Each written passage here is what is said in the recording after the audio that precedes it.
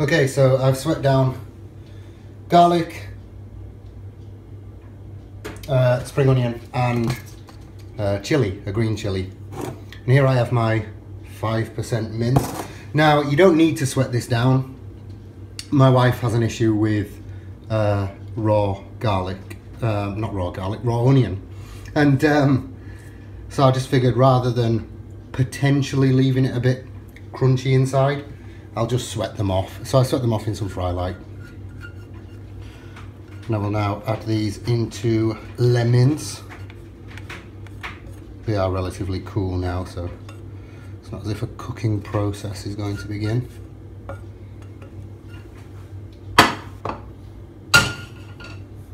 And then to this, we will add salt,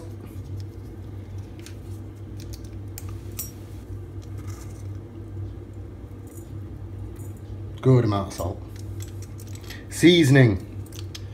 If you're eating healthy food cooked in a healthy way, season, season, season. It's all you can do, isn't it? Gotta have something to bring some kind of flavour. Sorry, I'll move this over here.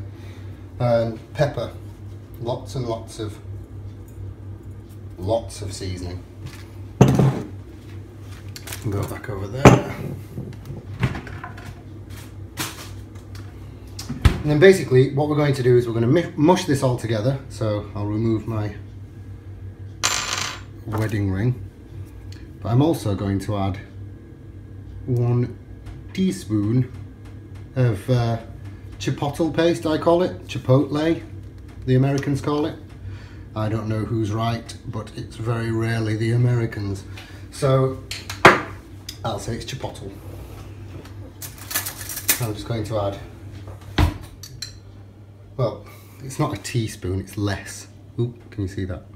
It's less than a teaspoon. But chipotle is basically smoked chilies. Ew.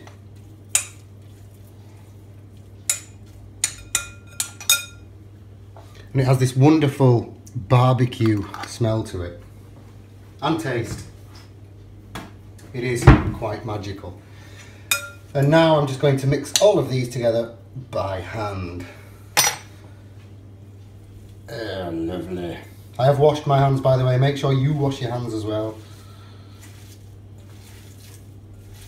And really squeeze it through your fingers. You want everything to be properly mixed together and properly mushed up.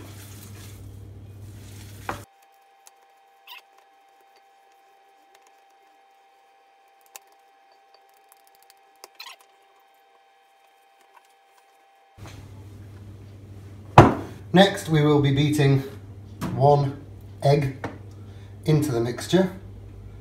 So, how to do this? I'll have to use an bowl. I always use kitchen roll for this, just because it's less messy when it's in the bin. See, so a bit dribbled off there. But it's all contained.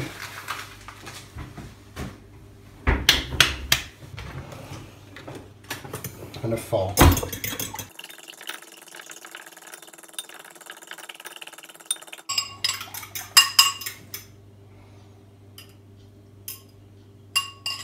Pour in half the mix.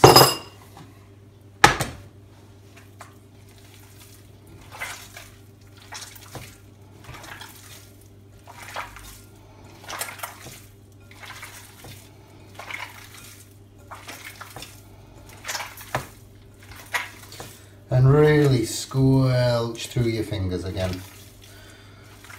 So you've soaked up all of that egg.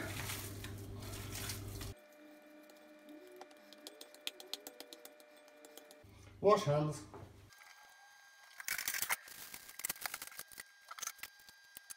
And what we can then do is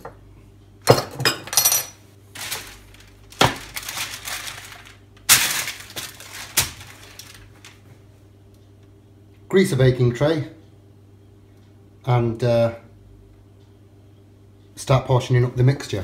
Now I'm going to portion this into four big burgers, because I wouldn't be doing Slimming World if I had a small appetite. So 1, 2, 3, 4, just by eye, it doesn't really matter. And throw these onto your grease-proof papered or parchmented tray.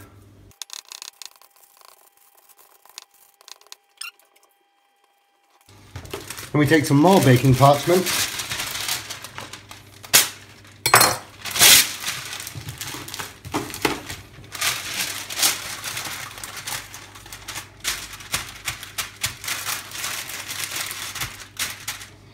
We place that over the top.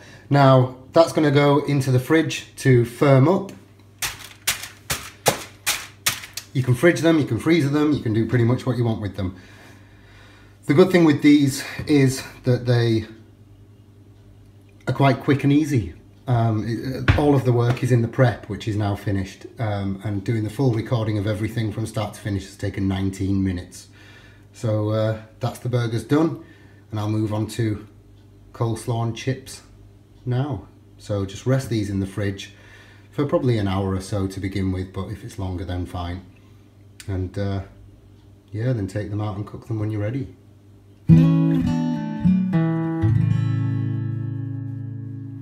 Okay, chip prep. For this I'll boil the kettle.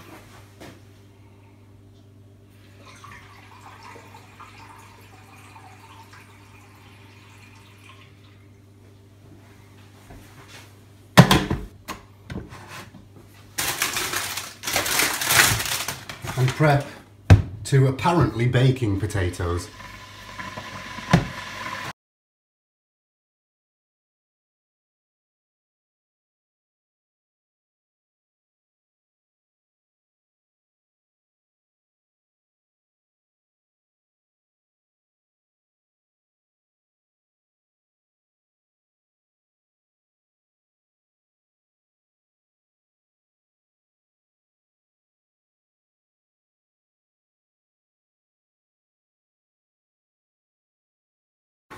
Right, now we have the chips chipped, we're going to parboil them. So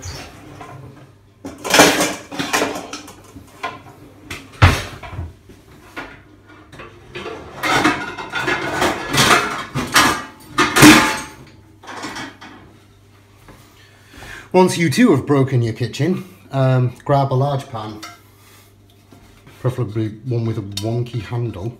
Well, that's not normal, is it? Could be dangerous when filled with boiling water. Anyway, grab a pan. I always season at this point. Salt into the pan. I'll use 1 small spoon. I don't know how much a small spoon is, but I'll use one of those. Because then the chips will have some seasoning to their core. And then what we do is we put enough water in the pan so that we can cover the chips.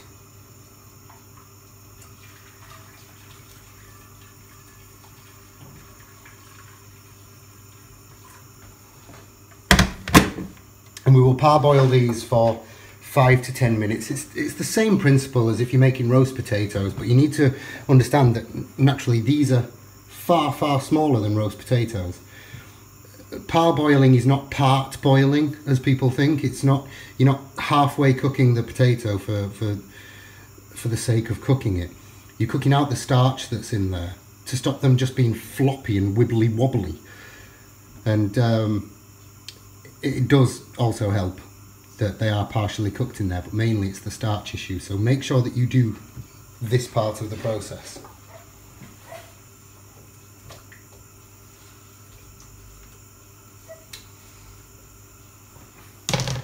I've never really done chips this way.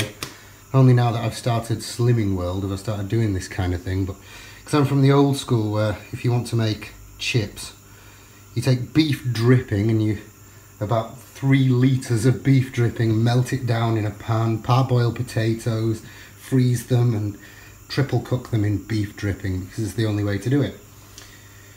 However, I can't do that anymore because I'm 19 stone, so now I have to do them this way.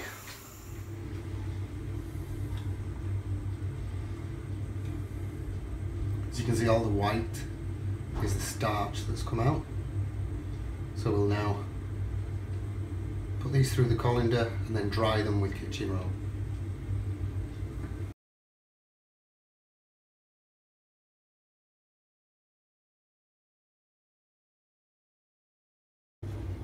And then I'm going to move these onto some greaseproof paper to freeze, because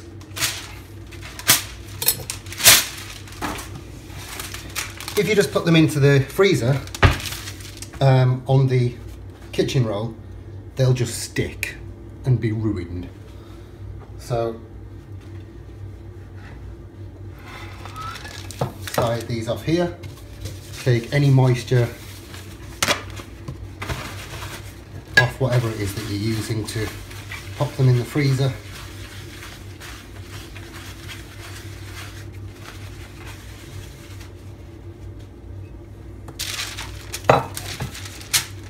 And then move them over.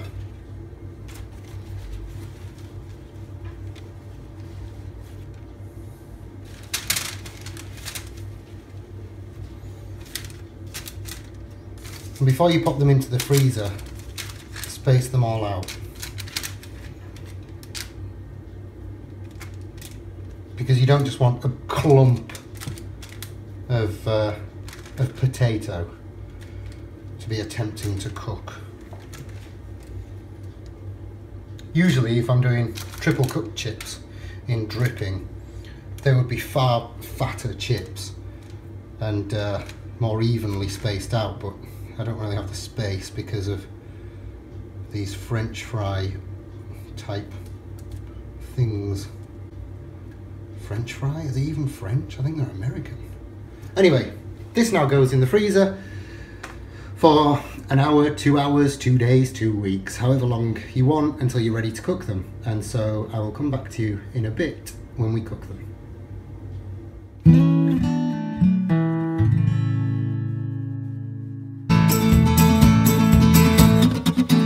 Well, I don't fall, I don't crumble, I don't crawl, I skip right through the depths of hell. So please tell me what you're thinking when you're looking at me, and it's so clear to see that the world's been kind to me as well. Cause once upon a time I lost something that was mine, stolen right from under me. Now the snakes have been smoked out of the grass, and what they hid cannot be seen. You know that I'm doing fine. That's so easy to see. So wipe your tears and dry your eyes. Now's not the time to cry for me. Well, all my ships have gone sailing away. I've laid them down on foreign coasts, left my worries spread out throughout the world. Now I'll name a few, I don't want to boast. I left my tears in a roadside bar as I drove across the states. I left my sadness in Marrakesh, traded worries for wonders in Rome now. And in Central Park she told me yes. You know that I'm doing... Okay, so on to burgers. The burgers have been chilling now for 2 hours or so. So I'll get them out of the fridge. What I've got in the meantime is the Be Good to Yourself mature white grated cheese, which is from Sainsbury's. I've weighed out 42 grams, and although you can have 45 grams as your healthy A or B or whatever it is, and So I've weighed out the cheese that I can have. I've also sliced gherkin. I was going to chop some onion to have that with it too, but it'd just be a bit of a waste because my wife doesn't like it. I have Dijon mustard, which I'll be putting on at some point. Now that's a sin, I think it is, a sin for a teaspoon. And I'll be using some ketchup as well. So I'll be using half a teaspoon and half a teaspoon per burger. So the whole thing, the whole meal, realistically, should be one. So, right, let's get to it then. Fry light.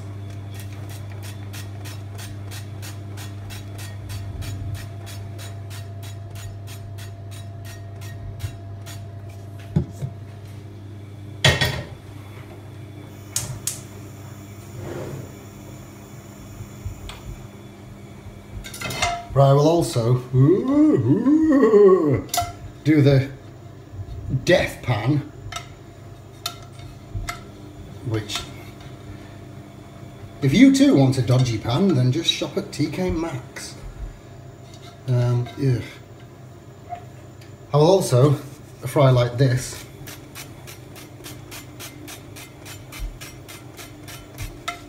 Ready for some bacon, which is smoked naturally, because bacon that is unsmoked isn't bacon, it's shit. So I'll get the burgers out. And show you just how these are now looking. And these are now quite firm and ready for frying.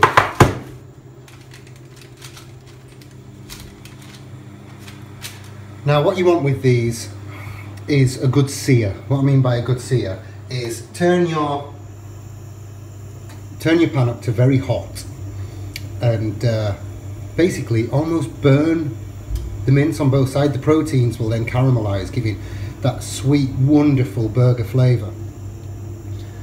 And in the meantime, I will also cook some medallions of bacon so I can put on top. So I think I'll move you over for this.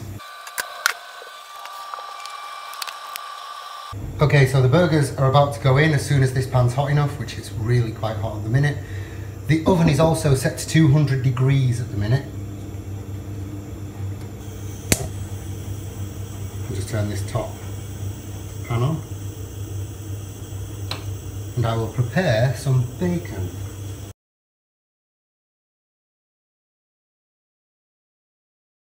Okay, now that it appears as though the burgers are halfway cooked, looking from the side, it's at this stage where we flip the burgers over. Excuse hands. Look at them. Oh, beautiful. That's the caramelization that I was talking about. And at this point, we can actually turn the heat off. So the heat's off. The heat is also off the bacon. You're probably looking at the bacon saying, well, that's not really cooked. I mean, and it isn't. It's not. I've not made it crispy or anything, because unfortunately, due to the fact that there's no fat in the bacon, it won't crisp up and be wonderful. It'll simply dry up. And if you're the kind of person that likes dry bacon, then I don't know what you're doing watching these videos. So what we do at this point is we pop a couple of rashers of bacon onto each burger, like so. We then I have these. I don't know if you guys have things like this, but these are crumpet rings for making your own crumpets. Now, you can just put the cheese straight onto the burgers if you like, but I'm going to put the crumpet rings on just to kind of hold the cheese in one area. And then we put our cheese on. Now this looks like a hell of a lot of cheese, but I'm following all the rules, so let's see how this goes. So I'll have this burger.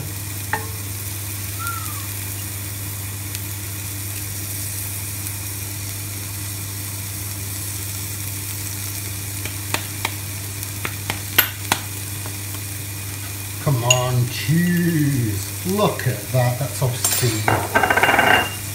Magic, magic. Magic, magic cheese. Magic, magic cheese. Okay, so...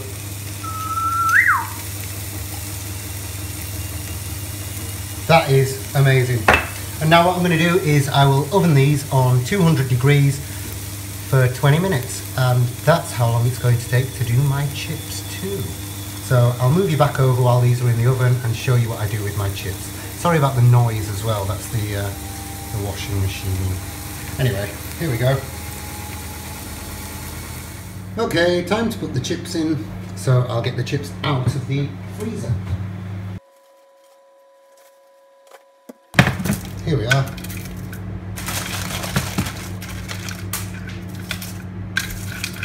As you can see, frozen solid, which is exactly how we want them.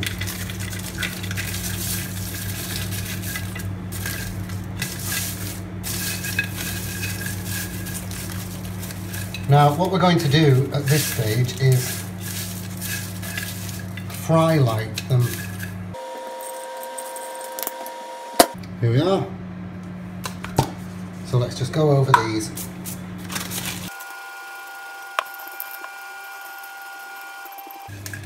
And now these would go in the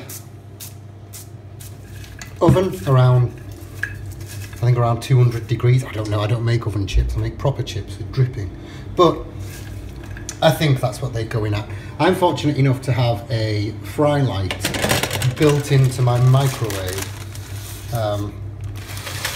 Thank you, Father. And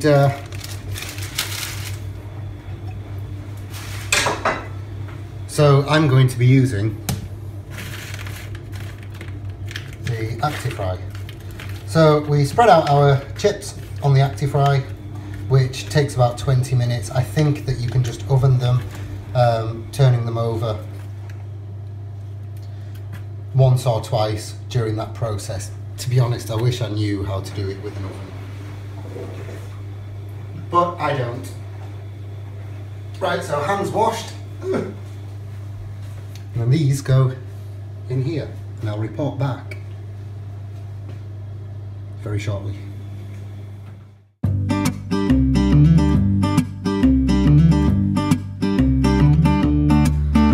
Well, I woke up in the morning and I put on my shoes and I set off for walking. I was killing the blues as I sang. Oh, it's a beautiful day. The birds, they were singing and the sun was so proud that I found my feet swinging 2 feet off the ground as I sang. I sang my cares away. Whatever the weather, we will weather together, whether rain or shine. When you're near me, I am light as a feather, knowing that you are mine, my beautiful girl.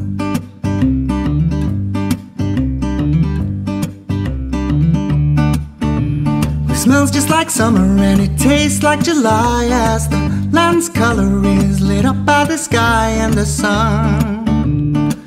The sun is smiling at me.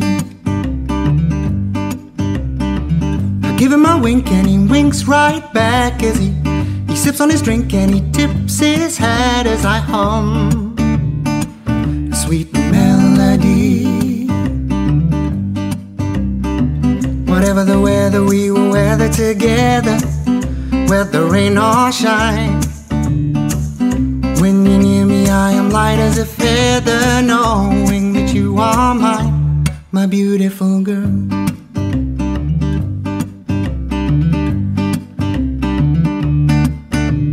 See the clouds are rolling in to sprinkle the trees, so I skip a little quicker and hid under his leaves till it's gone.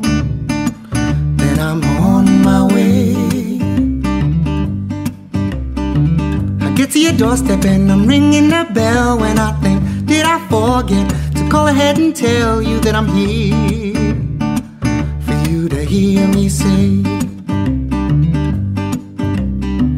Whatever the weather, we will weather together, whether rain or shine. When you're near me, I am light as a feather. No, when you are mine, my beautiful